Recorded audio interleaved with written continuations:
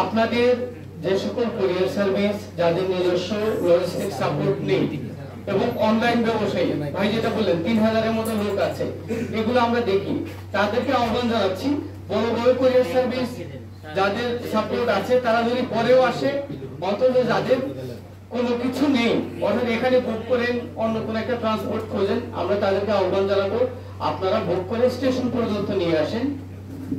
সাধারণ কাস্টমার যেভাবে মালামাল বুক করে আপনারা একইভাবে করবেন। এখানে আলাদা রেল ভবন থেকে পারমিশন বা চুক্তি হতে হবে, বিষয়টা সেটা না। যদি আপনারা রাজি থাকেন, বাংলাদেশ রেলওয়ে সাধারণ কাস্টমারের কাছ থেকে একজনের কাছ থেকে 25 কেজি আম যেভাবে করে আপনি যদি 250 কেজি আম নিয়ে আসেন, ঠিক একই রেটে যে রেটগুলো আমাদের এখানে উল্লেখ আছে, আর অন্য কোনো আনুষ্ঠানিকতা পালন করতে হবে না, আপনারা এখানে একইভাবে বুক করতে পারবেন অন্য যেভাবে করে।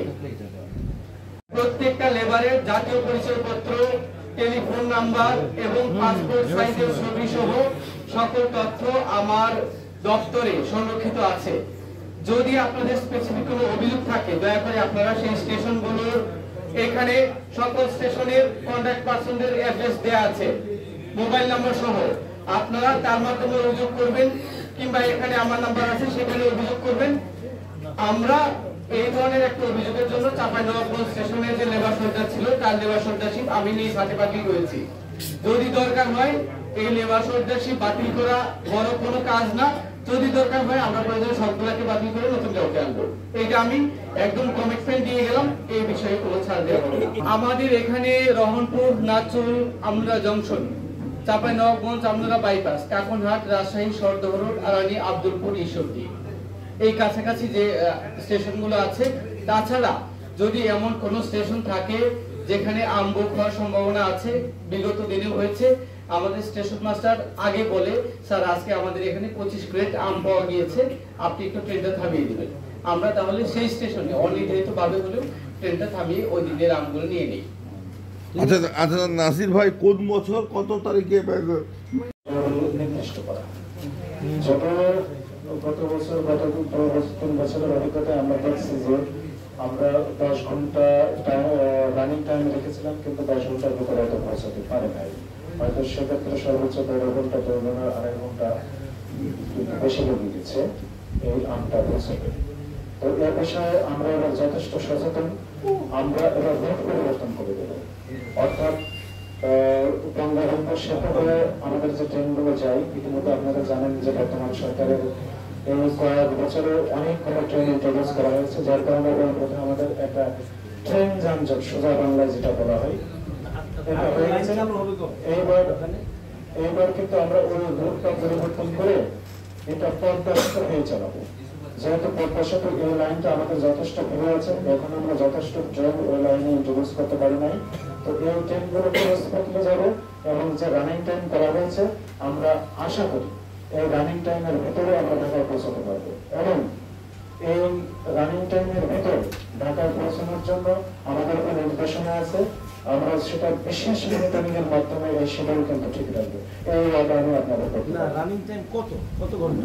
10 ঘন্টা 10 ঘন্টা আপনি চাঁপাইনবাবগঞ্জ থেকে বা রহনপুর বিভিন্ন বিষয় নিয়ে আলোচনা হয়েছে, বিভিন্ন সমস্যা নিয়ে আলোচনা হয়েছে, সেই সমস্যা জেলা প্রশাসন যথোপযুক্ত ব্যবস্থা নেবেন এটা আমরা আশা করি। তবে বিভিন্ন বিষয়ের মধ্যে একটা হলো পরিবহন, এক জায়গা থেকে অন্য জায়গায় আম নিয়ে যাওয়া, এটা একটা চ্যালেঞ্জ বটে। শুধু আম না, যে কোনো পণ্য দেশের এক প্রান্ত থেকে আরেক প্রান্তে নিয়ে যাওয়া এটা একটা চ্যালেঞ্জ। আম বিভিন্নভাবে পরিবাহিত হয়ে থাকে, ব্যক্তি পর্যায়ে আম পরিবহন করা হয়, কুরিয়ার সার্ভিসের মধ্যে আম পরিবহন করা হয়। এর পাশাপাশি সরকার রেলের মাধ্যমে আম পরিবহনের উপর যথেষ্ট গুরুত্ব আরোপ করেছেন। আপনারা জানেন যে 2020 সাল থেকে রেলওয়ে আম পরিবহনের জন্য ম্যাঙ্গো স্পেশাল নামে একটা বিশেষ ট্রেন পরিচালনা করে আসছে, এবং এটা শুধু রেলের উদ্যোগে প্রধানমন্ত্রী রেলওয়েকে নির্দেশ দিয়েছেন এই ধরনের একটা সুযোগ তৈরি করে রাখার জন্য, এবং বাংলাদেশ রেলওয়ে সেই সুযোগটা তৈরি করে রাখছে 2020 সাল থেকে। এই ম্যাঙ্গো স্পেশাল 1 মাসের বেশি সময় ধরে যতদিন পর্যন্ত আমের প্রভাব থাকে ততদিন আমরা এই ট্রেনটা পরিচালনা করে আসি। এবং 2021 সালে মাননীয় প্রধানমন্ত্রী কিন্তু ভিডিও কনফারেন্সের মাধ্যমে এর শুভ উদ্বোধন করেছেন, এবং বিভিন্ন ফোরামে বিশেষ করে আমাদের মন্ত্রী মহোদয়কে এই চাঁপাইনবাবগঞ্জের আম যাতে সুষ্ঠুভাবে পরিবাহিত হতে পারে, স্বল্প খরচে নিরাপদে যাতে পরিবাহিত হতে পারে সে ব্যাপারে সরকার সবসময় গুরুত্ব দিয়ে আসছেন। তার ধারাবাহিকতায় আমরা এখানে রেলের কয়েকজন আসছি আপনাদের কাছে এই আবেদন নিয়ে যে আপনারা বিভিন্ন মাধ্যমে আম পরিবহন করেন, ঠিক আছে, তবে যদি আপনারা রেলের মাধ্যমে আম পরিবহন করেন তাহলে আমরা সমস্ত ধরনের সুযোগ সুবিধা আপনাদের জন্য তৈরি করে রাখবো। গত 11 তারিখে রাজশাহীতে এ নিয়ে একটা মিটিং হয়েছে। মিটিংটা বলা চলে যে সর্বস্তরের লোকজন নিয়ে মিটিংটা হয়েছে, যেখানে আমাদের মাননীয় মন্ত্রী মহোদয় উপস্থিত ছিলেন, সচিব মহোদয় উপস্থিত ছিলেন, আপনাদের জেলা প্রশাসক গালিব খান যিনি আমার ক্লাসমেটও বটে তিনি উপস্থিত ছিলেন। ওই আলোচনায় আমরা বিভিন্ন যে সমস্ত ড্রব্যাকগুলো সেটা আমরা নোট করেছি এবং সেগুলো উত্তরণের জন্য আমরা সর্ব চেষ্টা করবো, এবং আমরা আশা করি সে থেকে আমরা উত্তরণ ঘটায় আপনাদের সুবিধা সৃষ্টি করতে পারবো। তো যে সমস্ত ড্রব্যাকগুলো বলা হয়েছিল যে আপনাদের যারা পরিবহন করেন তারা একদম বাগান থেকে আম সংগ্রহ করে ভর্তা দাঁড় করা হয়েছিলেন।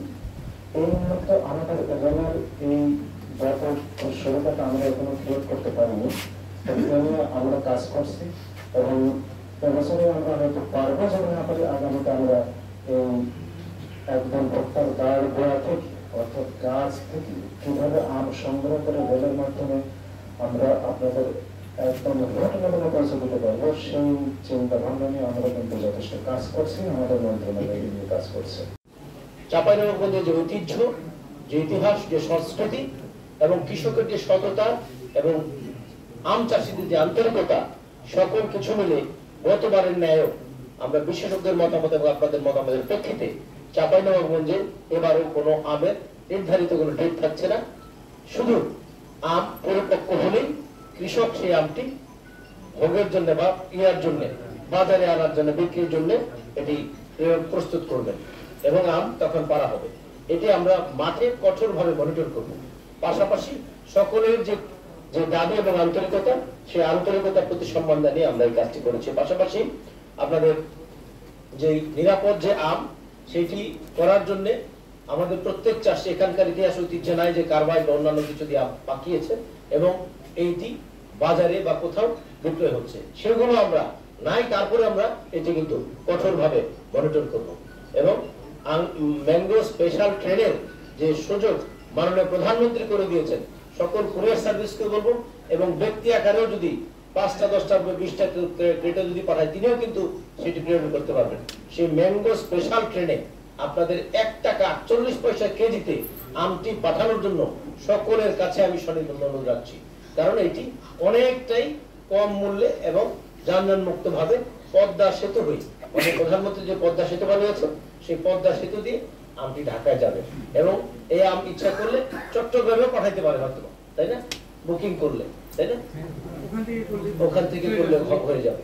তো আমরা মূলত ঢাকায় পাঠানোর জন্য এই রুটটাকে ম্যাঙ্গো স্পেশাল ট্রেনের যেই একটি রুট এবং যে ভাড়া এবং সময় সেটাও কিন্তু বাংলাদেশ রেলওয়ে মাননীয় প্রধানমন্ত্রীর সানুগ্রহ নির্দেশনায় তারা কিন্তু এই কাজটি করে দিয়েছেন এবং 2020 সাল থেকে এটি চালু আছে। তা আমরা সকলেই এই সুযোগটা নেই এবং নিরাপদে বাংলাদেশের সকল মানুষকে এই চাঁপাইনবাবগঞ্জের ঐতিহ্যবাহী চাঁপাইনবাবগঞ্জের সুমিষ্ট সকল জাতেরা মানুষকে আমরা যেন এটি তাদেরকে এই সারটা দিতে পারি বা আমটা প্রেরণ করতে পারি, সেই লক্ষ্যে আমরা সকলে যেন আন্তরিকতা, সততা এবং মেধার সাথে কাজ করি।